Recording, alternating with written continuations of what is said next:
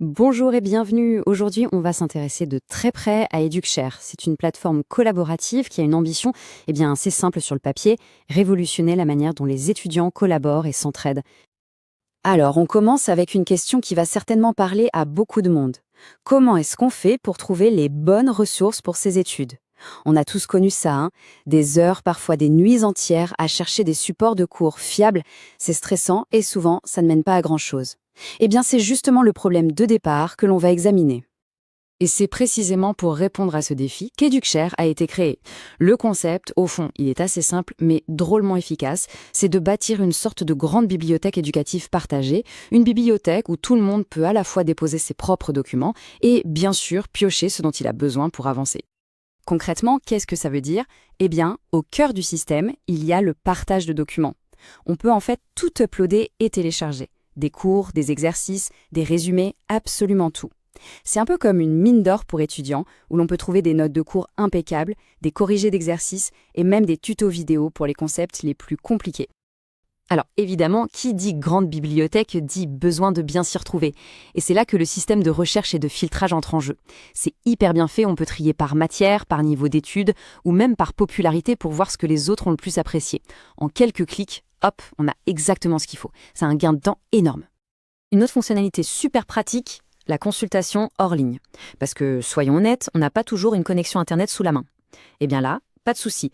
On enregistre les documents qu'on veut et on peut y accéder après, n'importe où, n'importe quand. C'est parfait pour réviser dans les transports, par exemple. Et bien sûr, pour que tout ça soit vraiment accessible, il faut que ça tienne dans la poche. C'est pour ça qu'il y a une version mobile sur Android. Elle permet d'accéder à tous les documents et de recevoir des notifications. Bref, tout ce qu'il faut pour apprendre, même en mouvement. Bon, tout ça a l'air super, mais en pratique, comment ça marche? Est-ce que c'est compliqué à utiliser? On va voir que non, c'est même plutôt simple. Alors, regardons les étapes. C'est vraiment un jeu d'enfant. D'abord, on télécharge l'appli sur le Google Play Store. Ensuite, deuxième étape, on se crée un compte. C'est rapide, juste un email et quelques infos. Troisième étape, et c'est là que ça devient intéressant, on peut soit commencer à explorer tout ce qui est déjà dispo, soit partager ses propres ressources. Et enfin, on collabore. On rejoint des groupes de classe, on sauvegarde des documents, bref, on se met dans les meilleures conditions pour réussir. Ok, la promesse est belle, mais qu'est-ce que ça donne dans la vraie vie? Le mieux, c'est encore de laisser la parole à celles et ceux qui l'utilisent. Allons voir ce qu'en disent les étudiants. On a d'abord le témoignage d'Eskil. Pour lui, c'est simple. EducShare, c'est une pépite. Et le résultat est là, il est concret. Il a réussi à valider ses 60 crédits de l'année du premier coup sans passer par la case rattrapage. C'est quand même pas rien. Ensuite, on a Daniel. Ce qu'il met en avant, lui, c'est une autre facette de la plateforme, le système d'appréciation.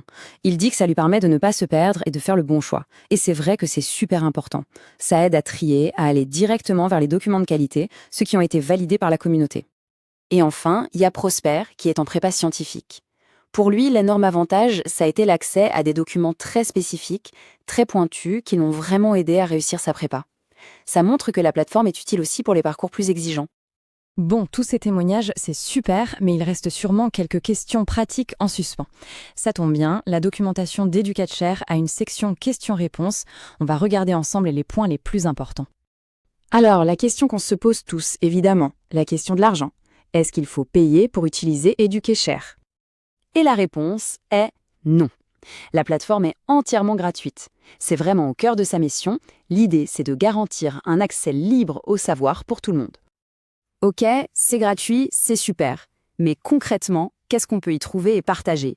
Quels sont les types de documents acceptés? Eh bien, la liste est assez longue et franchement assez impressionnante. On y trouve des cours et des résumés, bien sûr, mais aussi des exercices avec leurs corrigés types, des sujets d'épreuves, des TD, il y a même des exposés, des tutoriels vidéo, des fiches de révision, des schémas, bref, tout l'arsenal nécessaire pour bien réviser. Bon, une autre question logique, avec tout ce contenu qui vient des utilisateurs, comment est-ce qu'on s'assure de la qualité? Comment on évite de tomber sur des documents, disons, pas terribles?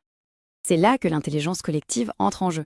Le système repose sur deux piliers. D'un côté, une équipe de modération, et de l'autre, et c'est le plus important, un système de notation par les utilisateurs eux-mêmes.